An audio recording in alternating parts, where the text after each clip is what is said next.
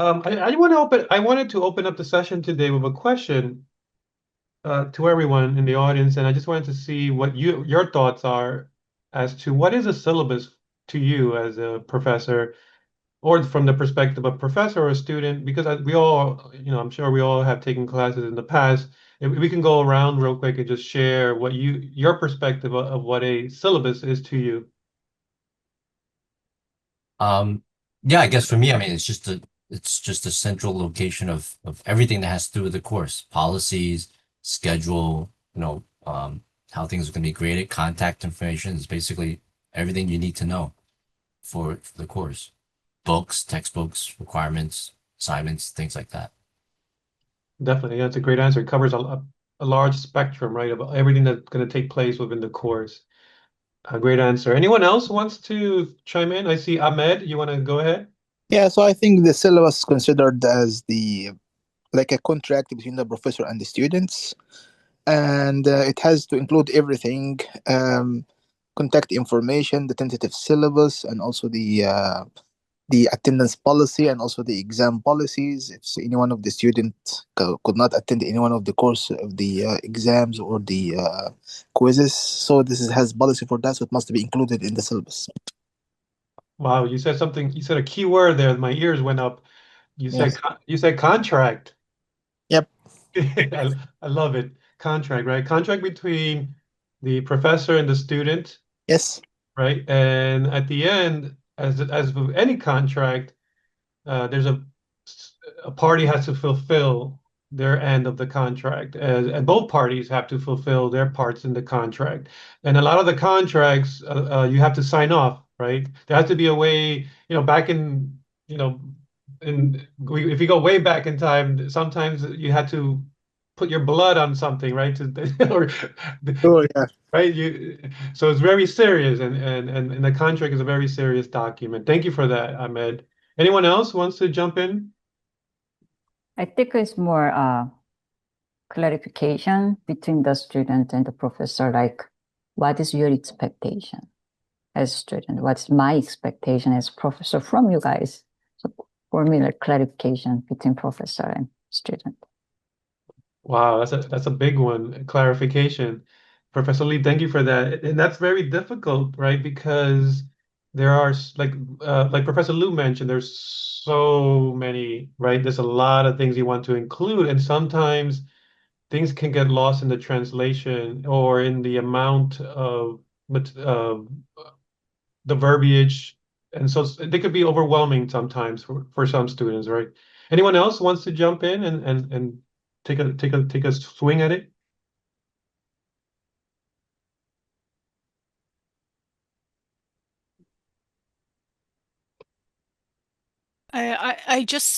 I echo what other people said, and I just add a couple more items that we usually put in our syllabus in addition to contact information, course description, learning outcomes, all the material. We also talk about course formats.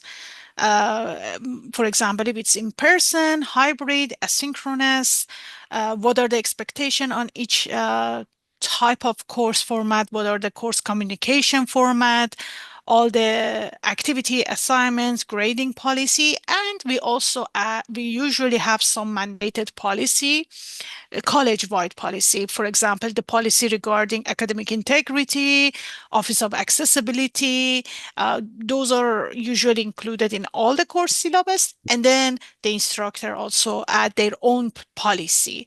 Mm. And one of the element that has been in discussion in our department was that how we can develop a policy regarding use of AI. And it varies in different discipline. In our college, some of the discipline, they support the use of AI, and they clearly state in their syllabus that to what extent a student can use AI. Some people don't want it. But in our department, specifically for math department, we are having a difficult time to develop a language for our syllabus to add it to our syllabus that how a student should use AI in learning, but not use AI for doing the assignment and assessment. Wow, Professor Gadari, you went right at it. You went for the elephant in the room, right? AI is a big disruptor in our space right now as we're in the middle of I would say um I guess revolution or a disruptive time that I love to see I love to talk about these things because as they're happening, it allows us the opportunity as educators to talk about and then shape the future. Because if we don't talk about a lot of what's happening amongst ourselves and with students and every stakeholder, we have a take in how the future shapes. But you mentioned a couple of things I wanted to highlight, and I think they're very, very important. You mentioned the policies, you mentioned university policies, as well as educator or professors' own policies for that course. And I think that's very important because, again, we talked about transparency, clarification, but you also said something that was very, very important to me is expectations. Oh my gosh, that's a big one too. So unpacking your comment is you have a lot of very important things there. Expectations is crucial too because what if we allow the students to see the syllabus a week ahead of time so that they have they understand those expectations, right? I like, since I'm in the department, my department, academic technologies and online learning, online learning is a big component of what I do at City Tech. And teaching online asynchronous specifically is key because it's a big challenge, not only for the faculty member, but also for students. And so I encourage professors who teach online asynchronous to actually everyone, it shouldn't be, but I specifically talk to online asynchronous professors to allow their students to see the syllabus at least a week ahead so that they understand the complexities of taking an online asynchronous course of which many students have never taken an online asynchronous course before and have no idea what the expectations are. So okay, anyone else wants to chime in and explain what a syllabus means to them? One more, or maybe we can start from there. Okay. All right. So yeah, we hit a lot of key points. There are a couple that I didn't hear. One I wanted to hear is a map, right? So how do we find a way around? So a map is a way to guide us to a destination, from one place to another. Another one that I like that I heard before that to me is very important is a learning tool, right? So considering it also as a learning tool because a lot of our students, those who understand how learning works, they will print out the syllabus and put it in key locations in their home or the dorm. I was a student too. I'm a product of CUNY. I used to print out the syllabus, and I used to put it as soon as I woke up. It was a place next to the wall where I can see it. So just kind of getting that mindset of my day going, so that I had this map for me that was ready for me to focus on and not focus on anything else. We also talked about as a communication tool, right? It's a way for us as educators to communicate with our students. And there's many ways to communicate through text. Some multimodal forms of communication could be video, audio, and text. So not just to think about only as text as the only way to communicate with our students. There are also many other ways through video and audio and things of that nature. Someone mentioned contracts, so that one got checked off. This one is key. I love this one. Syllabus to many of us and our students is a promise, right? So a promise that when I take this course, I will come out of this course learning or be a better human, educated human, that I have learned what was expected, the learning objectives for that particular course. So it's a promise between the professor and student, and it also is a promise from the student to the professor, right? Because Professor Gaderi mentioned, academic integrity, right? And so those key components, And so if you are a professor that says, okay, I am not allowing you to use AI, or somewhere in the middle, or somewhere in the other side of the spectrum, which is okay, right? Because that's you're the professor. This course belongs to you. You make those decisions. This is what we refer to as intellectual freedom, right? That's what you own as a professor. You have the intellectual freedom. Um, but but it's a promise. I think I love that word. I love that it's like a contract. It's a promise that I'm going to do my part if you do your part, right? As a student. Another one that I always hear too is an artifact. It's an artifact, right? Because I can graduate in 4 years or so, leave City Tech and join the workforce, and I can always go back, or sometimes I cannot go back. As you know, once you graduate, sometimes, depending on the institution you graduate from, sometimes you lose all access to a lot of the software and or access. I won't be able to go back into Brightspace, for instance, as a student. And so, as an artifact is a very important thing for me to have because it's the proof of something that I've accomplished. And not only that, it's an artifact that detail with specific details of a project that I might have completed in, let's say, ComD course.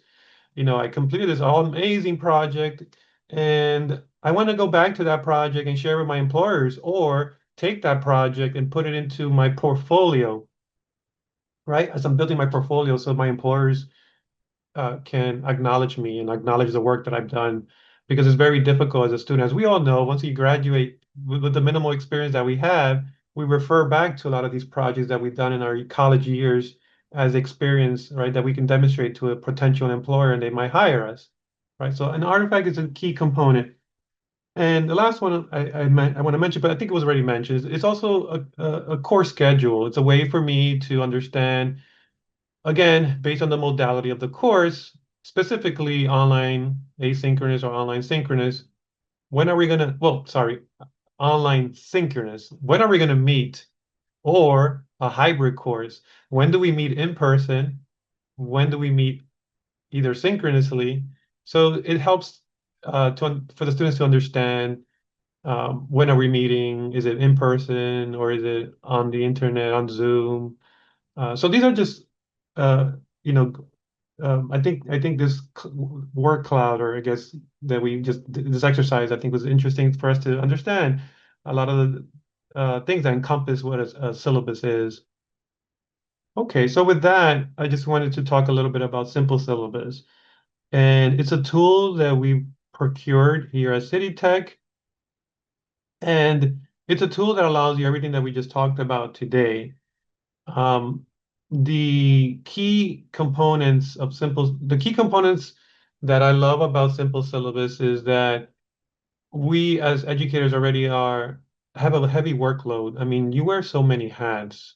You're not just a teacher, you're a mental health therapist, sometimes you're a police officer, you're a judge, you just got to do so many different things.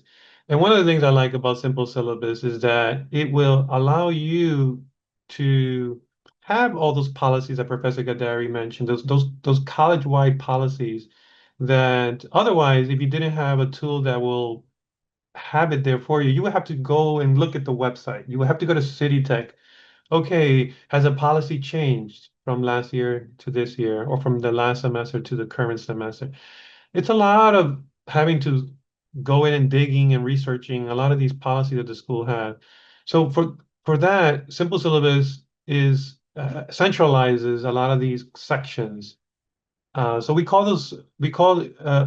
syllabus might have all these separate sections or components, right? And a lot of them might be AI, academic integrity, attendance policy, or any of these type of policies that a course may have. And a lot of those are college-wide. And so for those college-wide policies, what Simple Syllabus will do for you is just that it will always keep those updated for you. So that's one thing. Now, with Simple Syllabus, it's not mandatory to use at City Tech. We haven't, our provost, we just piloted the system last semester, and we had over 300 syllabi that were published in the system for a pilot. That was pretty good. with minor hiccups. We didn't have any real, major hiccups. One thing I do have to say, I was alerted by a professor that on the master template that we had, it was stating a lateness policy, and so we removed that right away because every course might have their own lateness policy. And so going back to academic intellectual property, that's something that you as professor decide, or it might be the department, right? Based on the department you're in. That's one thing I've learned so far through this implementation of this tool is that every department of City Tech has their own flavor or their own different take uh, on how to use this syllabus. Some are very much more standardized. There's some departments that will standardize the syllabus for the entire department.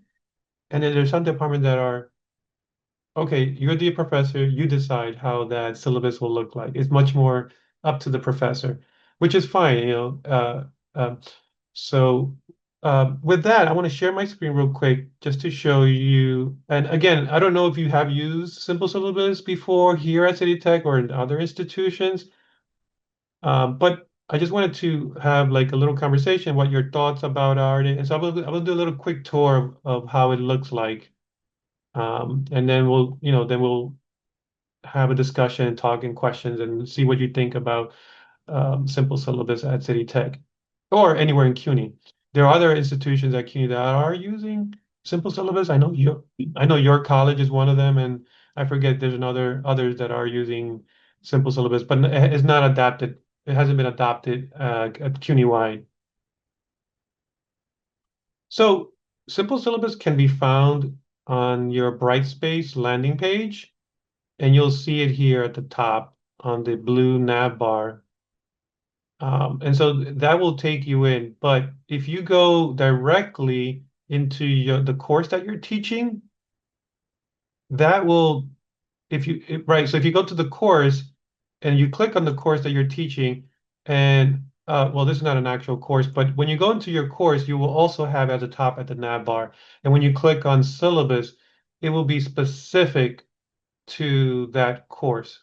So when let's say I go to ENG 1101 and I open up my Brightspace course and I open up 1101, at the top blue nav bar, you'll see the button syllabus.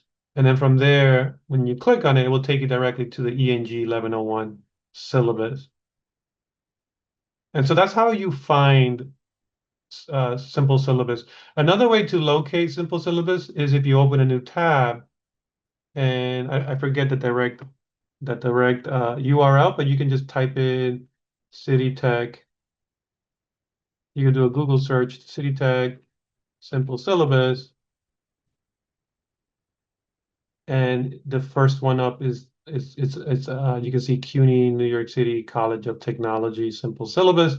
And if you click on that, it will take you directly in. Now, my view is different than your view because I'm an admin, so I can pretty much see a lot more than what you will see. So it took me directly to the analytics dashboard, and that's why that's what you're seeing here. This just tells us, there's been over 300, about 300 syllabi have been published at City Tech for the pilot.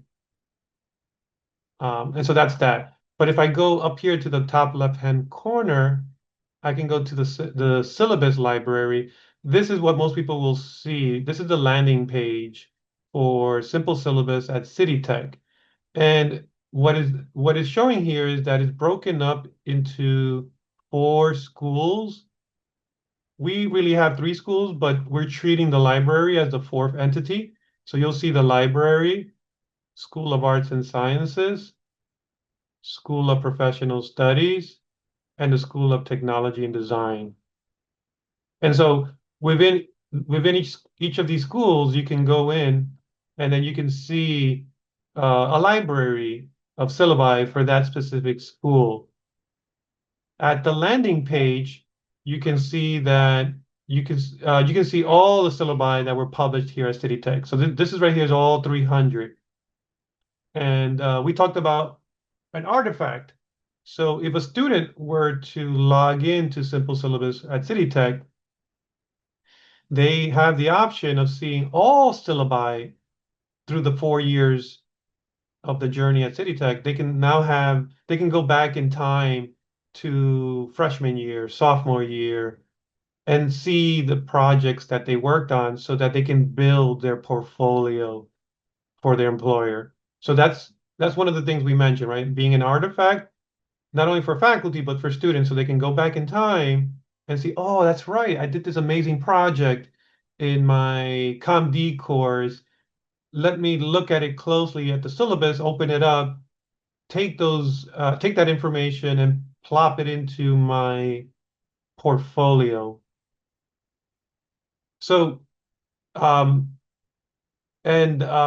this is basically a catalog of syllabi of professors at City Tech. Now, if you don't want your syllabus or to be published in the catalog, you also have that freedom to decide for it to be in the catalog or not.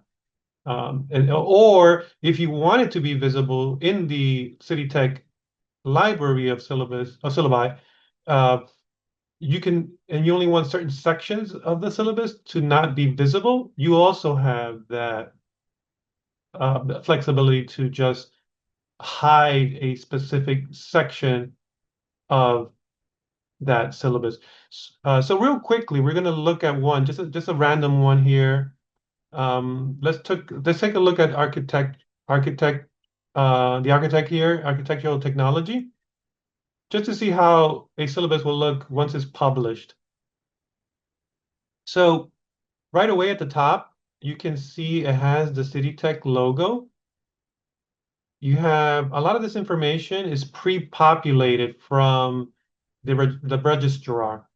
And so why is it that we have to populate it if they already have this data? So, it's redundant. So what Simple Syllabus will do for you is that all this information, what meeting details, we also talked, someone mentioned the mode of instruction, right? Is it in person? Is it online? How many credit hours, course hours? All this information, all this data lives in the registrar. And so this is pre-populated for you so that you don't have to enter it into the syllabus, right? So that's pre-populated for you. On the left-hand side, you have what's called anchor links, right? So like chapters in a book. So course instructor, student hours, course description, grading, and so on. So if I were to click on the AI statement, it would take me directly to that section on the syllabus.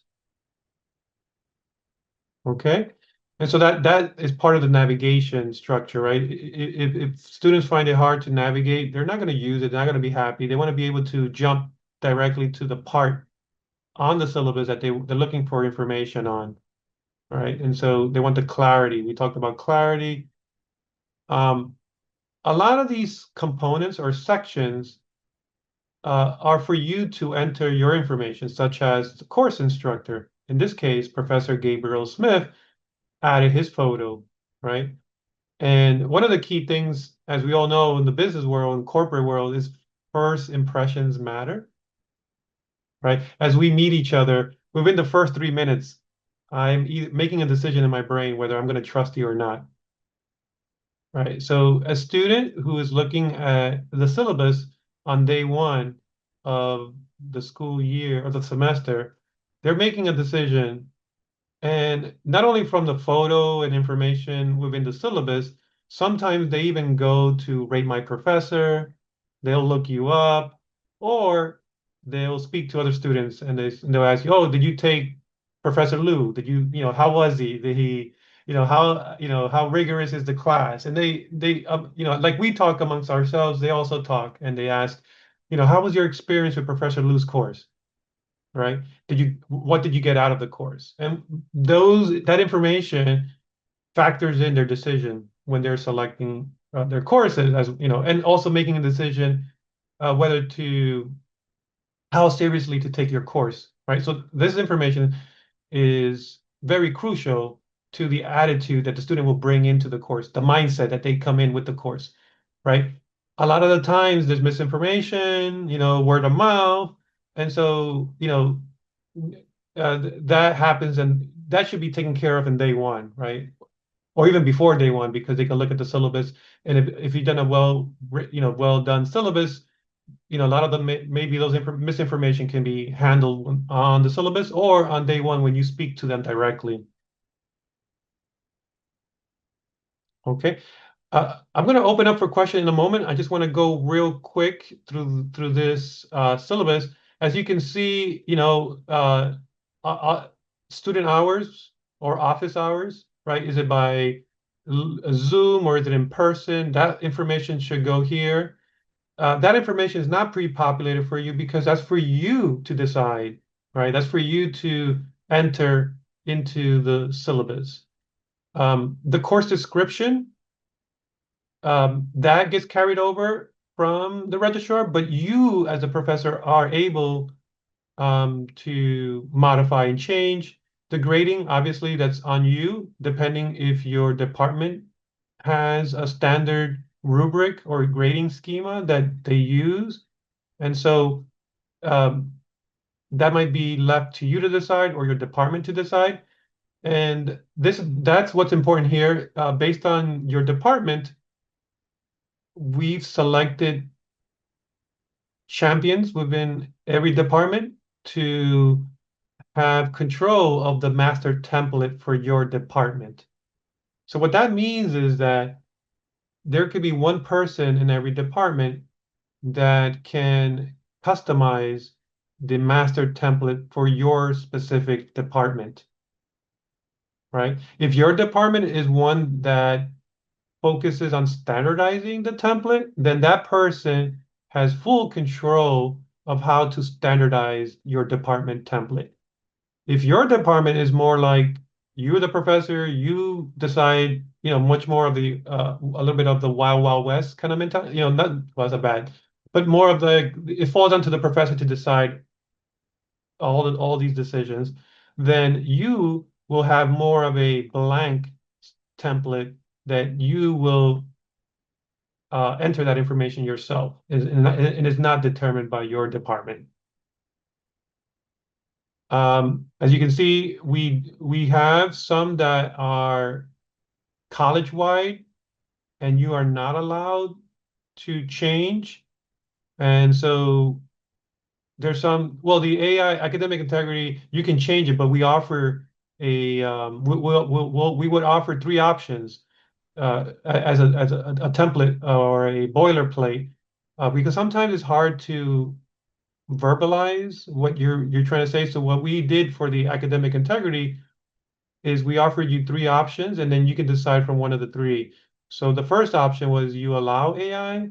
Option 2 was you allow AI in certain circumstances, or option 3, you do not allow AI at all. And then right below, we offer the links to the City Tech Academic Integrity website and the CUNY Academic Integrity Policy.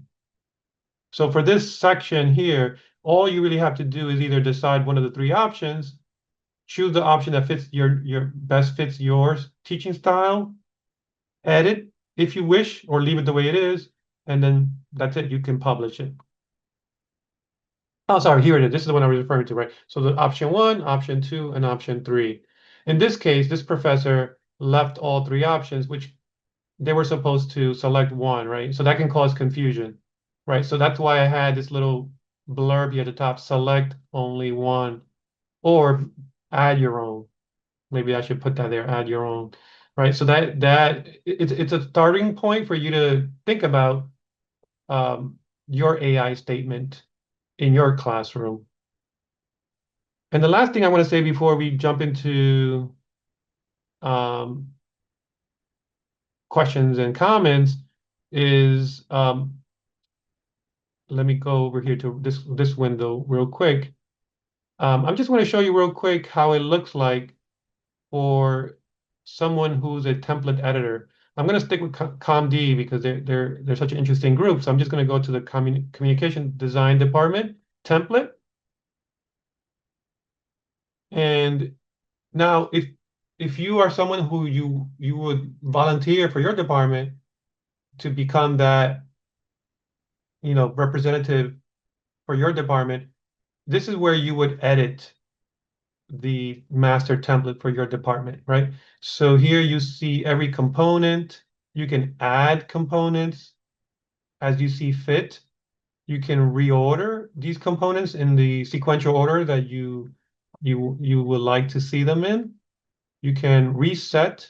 For example, if you make a mistake, you can just go back to the default message. But this is where you, as the department admin, will design the master template for your department, right? And so here you have the option of, should I make this section optional for the professor, right? Do you want to make it, is this section is going to be visible when you display it in the library of syllabi at City Tech? Does it become public, right? These are the sections you can control whether they're public or not. And then in the body, so it's pretty much like a Word document. In the body itself, for each section, this is where you would plop in that verbiage, right? This is where you would, enter that information. We mentioned multimodal forms of expression, right? It could be a video. Hey, why not? You can just here click on the video icon. You might want to, some professors I've noticed, they do a video tour of their course on the syllabus, and they'll do a little screen capture of the entire course and introduce themselves that way. What better way to introduce yourself with a video of yourself when you're never going to meet that student in an online asynchronous course, right? It talks about first impressions. I am not a robot. I'm an actual person. I'm not an AI teaching the course. I'm not an agent.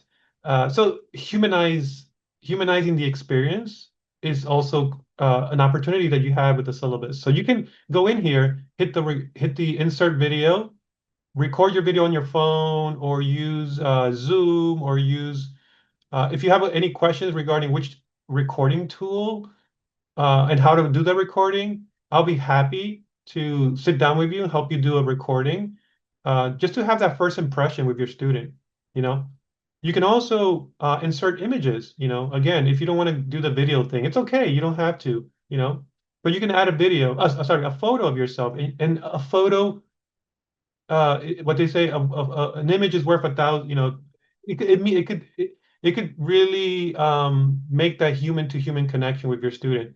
That this is who you are, and also they love to hear your stories from the field you're in. So within your introduction, you can have a little introduction on your syllabus and say, I've worked in the tech field for X amount of years, and included some kind of story about yourself, a narrative. And they love the stories that pertain to the field that they're in, because they eventually want to go into the field that the field that you are in. They want to become who you are, and they want to know these stories. And so a funny story about something that happened to you in your field might, make that relationship happen quicker. Okay, I'll stop there because I've talked a lot. And so any questions or comments about how to use Simple Syllabus? Do you want to be, if you're somebody who's interested in maybe next semester using it, or if you're somebody who is interested in, volunteering for your department, which I know we already have a lot of volunteers from mostly every department, or any question that you may have about the tool. I have a few questions for you. First, I wanted to thank you for sharing this and also going into the details. I just wanted to tell you that I'm not in City Tech. I'm a math department chair for Gottman Community College. So Oh, when I was able to go directly to this website, but when I go to Brightspace, I do not have access to this template. So my first question is that how can I create a copy of this template into our courses in Brightspace? yeah, that's a great question. And so that's how we start. for anyone who is an admin for your department and they wish to take that PDF that they have of their syllabus and convert it into Simple Syllabus. So it's pretty much easy. And sometimes it doesn't have to be a PDF, it could be a Word doc. And so you would go through an exercise, and I love this exercise because I've learned so much in putting together a syllabus from just doing this exercise of going into your syllabus, looking at it carefully with the lens of a student, right? From the perspective of a student, and taking a close look at what your current syllabus looks like. And then as you're bringing it into Simple Syllabus through copy and paste, let me show you. Let me go back here. So you would be doing it through here. So let's go back to ComD. I keep using them as an example. But when you, as a professor, are in here, you have the ability to create as many components as you wish. Okay, I'm sorry to stop you, Oh, but can you walk me, go slower and walk me through how should I get to this page? Sure. Since you're not a City Tech faculty member, Right. does your school have Simple Syllabus? I don't know. I went to Brightspace. You said go to one of the courses. You can see it on the top. I don't see a syllabus in my tab. Oh, okay, I understand. So there's an important differentiation I failed to make. Simple Syllabus is a tool that does not come with Brightspace. There's two separate tools, and what we've done at City Tech is we brought in Simple Syllabus to be integrated within Brightspace. And so Okay. an additional tool that we have that if your school decides they want to purchase or procure this tool, they can purchase it and integrate it into their LMS, right? And so it becomes an add-on to the Brightspace environment. And so as a professor, you would you would log into Brightspace, and then there will be a link somewhere on Brightspace for you to click on that says simple, or say syllabus or something. Once you click on that link, for example, here, let me show you. Right, so like I have that link here at the nav bar at the top. When I would click on that link within that course, it will open up the syllabus that's specific to that course. And then from there, depending on the permission that you were given by your admin, then you can begin to take what you have on the current syllabus that you built, or your department syllabus, maybe they have given it to you, and then you start copying those components from there onto the Simple Syllabus. I see. So this feature of Simple Syllabus is not free. And if our college wants to have it, they need to purchase it and then add it as a feature to Brightspace. Correct. I see. I I see. apologize. I failed to mention in the beginning. So they're two completely separate tools. And to your point, from the professor point of view, every semester that goes on, as you built your syllabus, for the next semester, all you really do is go into your course and it basically regenerates the syllabus from the previous semester into the current semester. But obviously, as we all know, the dreaded dates, right? We always have to go back in, look at the dates and tinker. But it saves you a lot of time because the current way that professors present their syllabus is either through a PDF on Brightspace, right? You go into Brightspace, you go to a folder, might be called course information or syllabus. You go in there and there's a PDF, you click on it, it opens up on Brightspace, right? The problem that many professors encounter with that type of scenario is that a syllabus is a living document. Sometimes, we get ill and dates change, and that sometimes the syllabus itself needs to be edited, right?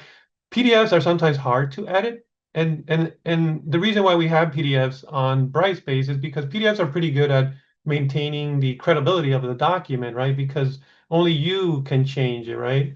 I mean, students could go in and change it, but it takes a lot of work for someone who doesn't own that document to change it. So that requires a little bit of work for the professor now, you have to then go to the original Word document, make the changes on the Word doc, convert that Word document into a PDF, go back into Brightspace, take down the old PDF, and upload and replace with the new syllabus, right? So that takes a couple of steps. With Simple Syllabus, as a professor, you would just go in, open the syllabus, make the edit, and there's no downtime. It's in real time, whatever you entered into that syllabus will be visible to that student once you hit save or publish, right? So there's never a downtime. So that's one thing I've encountered with faculty members is sometimes they're, and I help them sometimes. Okay, well, it's a PDF. We have to go back. Do you have the original Word document? You know, or sometimes they're given a PDF and they don't have the original Word document, which is hard to edit now because you can't go backwards, right? Or you might have to use one of those converters and convert the PDF into a Word document, and the formatting is all crazy sometimes. Any other comments or questions regarding Simple Syllabus? I have one question. In terms of the public, there is section is visible and public. So visible means when you turn on, once is able to show to everybody, and public means how much public is even outside of CD Tech can see your syllabus, the public definition. Yeah, that's a great question. I was a little bit confused too when I first saw that. So visible means that you, the professor, control whether this section will be visible to the student when they view the syllabus. So that's really just for your specific students in your course. Do you want this section to be visible to them? If you're the only professor, you don't have a course coordinator, why should I make this visible? I can just turn it off because I don't have a course coordinator, right? Now, if you don't enter anything into the body, it will not show it, even though you have it as to visible. Okay. Simple Syllabus will never display a component or a section if there's nothing in the body of that. Okay. Component. But if you did have something in here, like you said, let's say you had some kind of text in there, for you, as a template, in case you do decide to use it in the future, then you would have to uncheck it to say not visible, right? Because you don't want the students to see that. The public button is different. The public button is when now it becomes visible to the world Everybody. right. Okay. Once this syllabus enters the library, the City Tech library, and this specific component should only be visible to your students, not the world. Maybe you might have personal information. You might have a cell phone number or your email, and you don't want random strangers calling or emailing you. Then you don't want that to be public. Thank you. Sure. Yeah, that's a great question. That's the one that I was a little bit confused myself.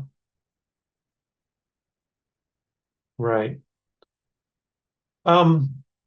So it pretty much looks like a Word document. I don't know if you're familiar with the term WYSIWYG. WYSIWYG means what you see is what you get. And so, you have the bold, italicized, underline, subscript, font size, text color, background color. And, so it has everything here. One other thing that we talked about in the beginning was that the syllabus is a contract.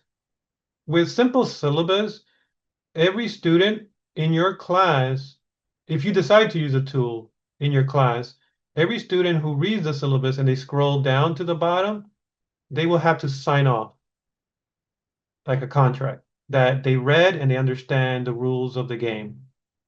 So it requires the students to sign the syllabus as a contract.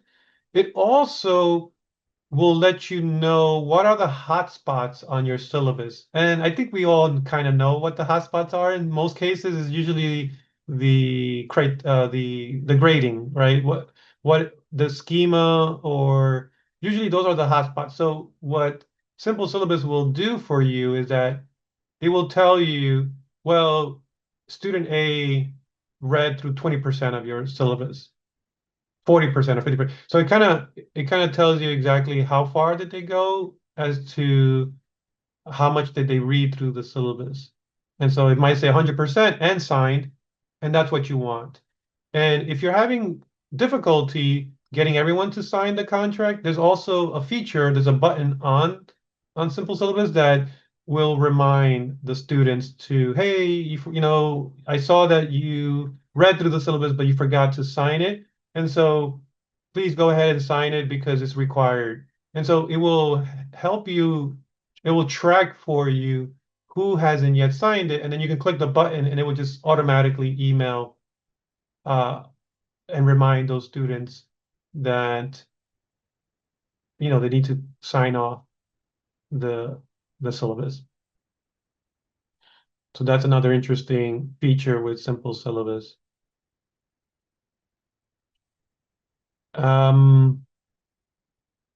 Any other comments or questions regarding the creation of the syllabus as you build it on your own, or or maybe you have any comments about, are you like or maybe you're thinking about using it, but you're not quite sure, or what's the, what's the question that you might have that's maybe preventing you from thinking about using it?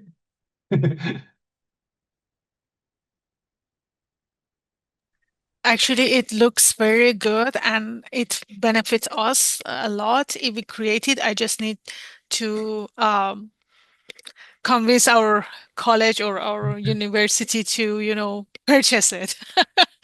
But it's perfect for the purpose of our department. But I based on your explanation, I think we don't have access to it unless the college purchase it. So for me, for this step, Yeah. I just need to see if we can get access to it.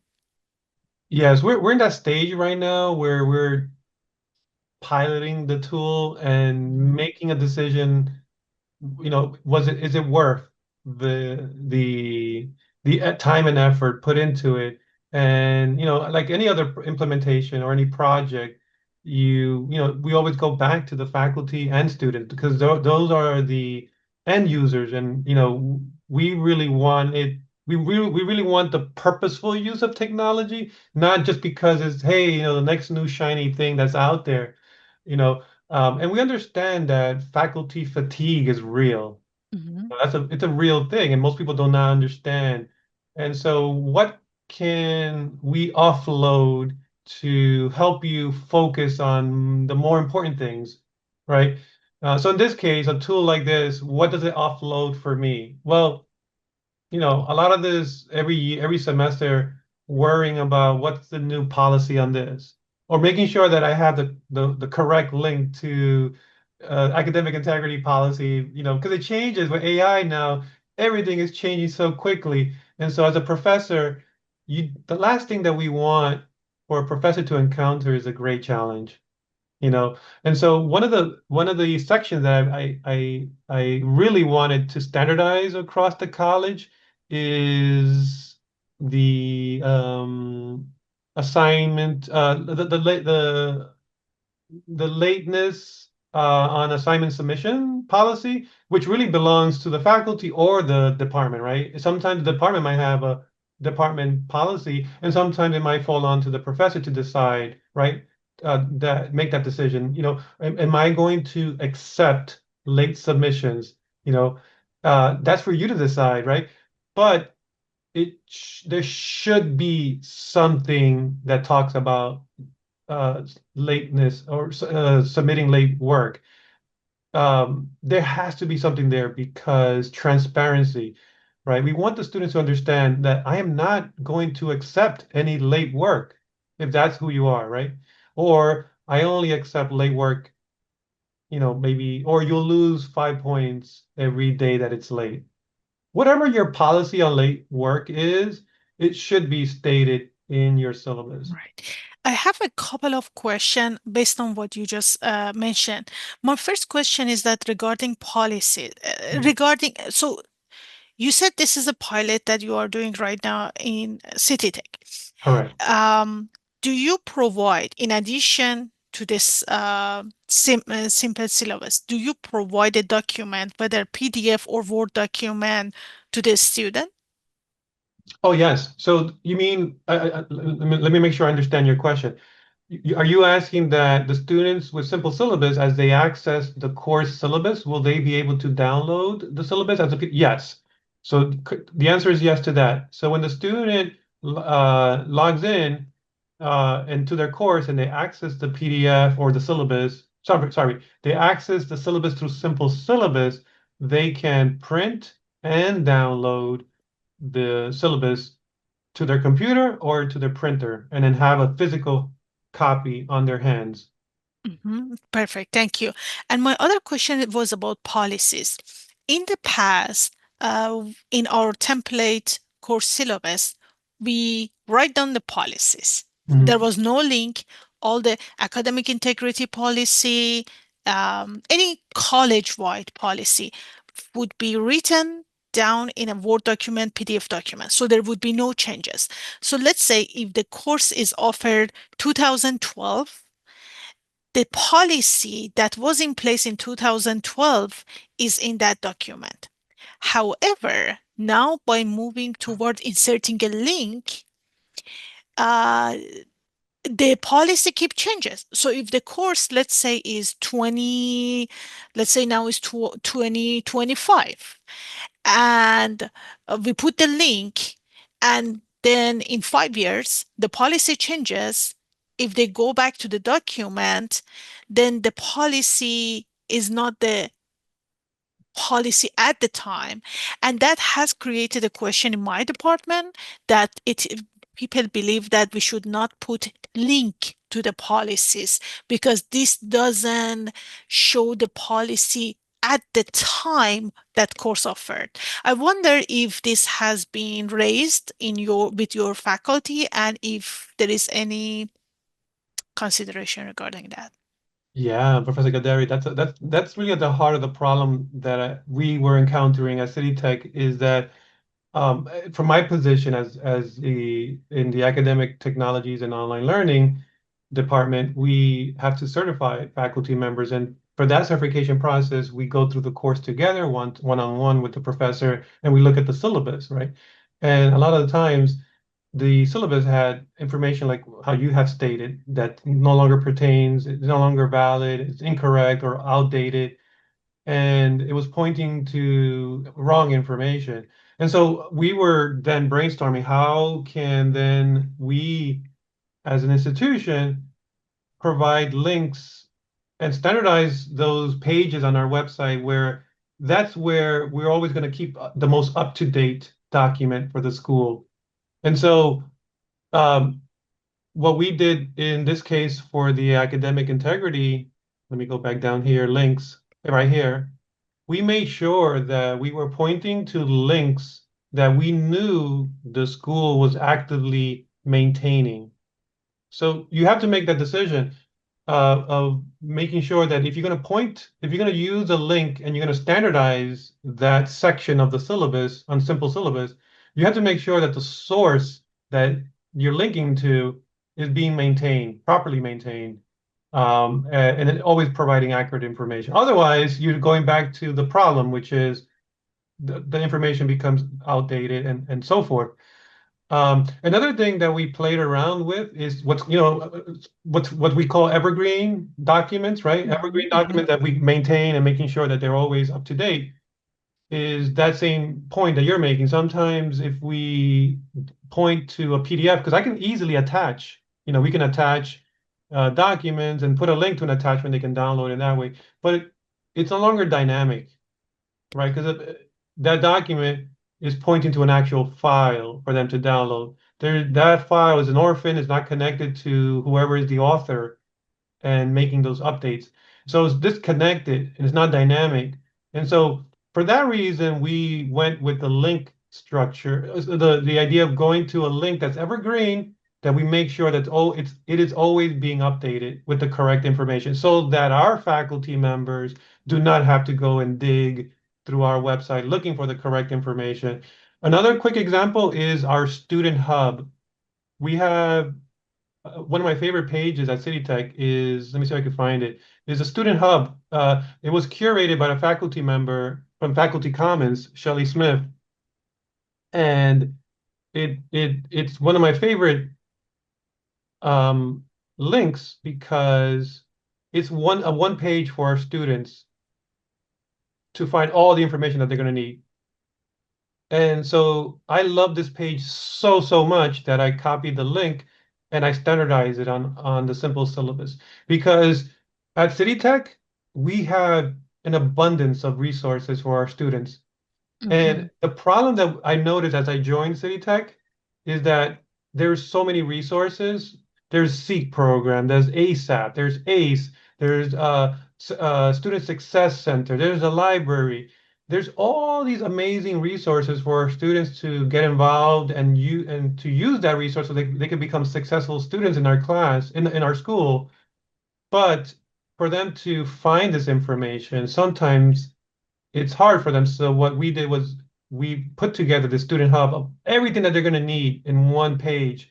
Then what I did was I took that link and made sure that whoever is the author is let them know that, hey, I'm taking this link and I'm making it standard on our syllabus college-wide. So make sure that anything that you're putting in here is always up to date.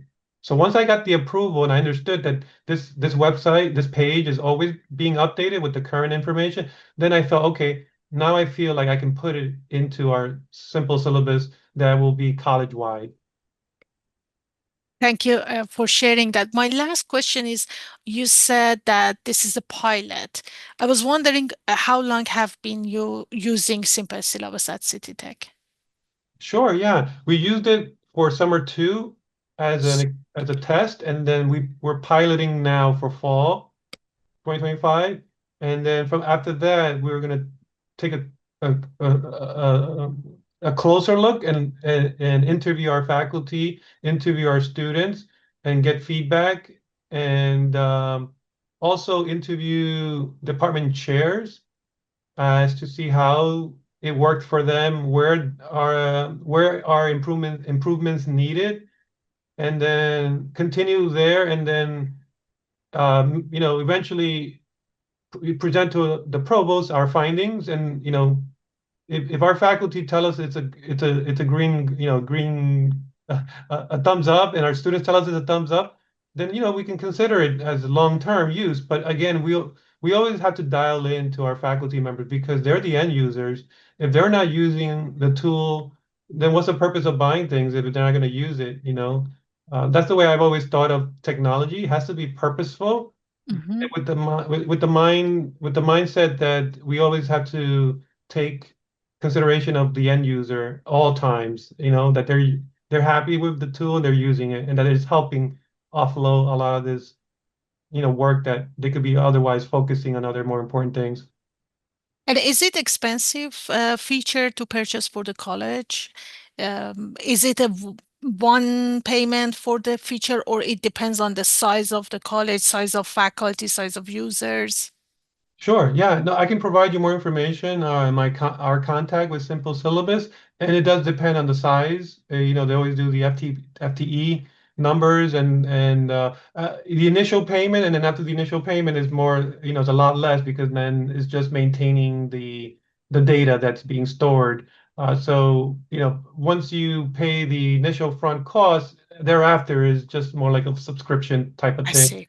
I Yeah. see. Okay. Thank you. I appreciate more information on that. Thank Thank you you very much. No, I love, hearing from an external person outside City Tech Sure. with great questions. I appreciate all of those questions. Thank you so much. Thank you. Thank you for detailed information. Sure, sure.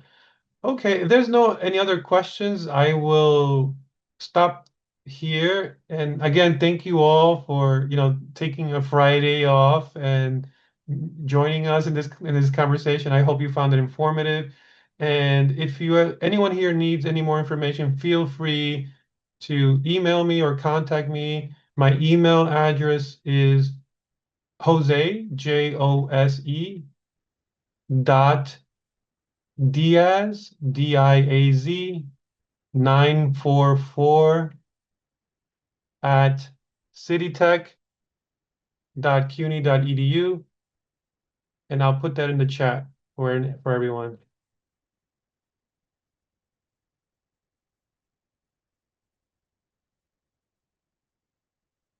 Oops, I forgot the edu.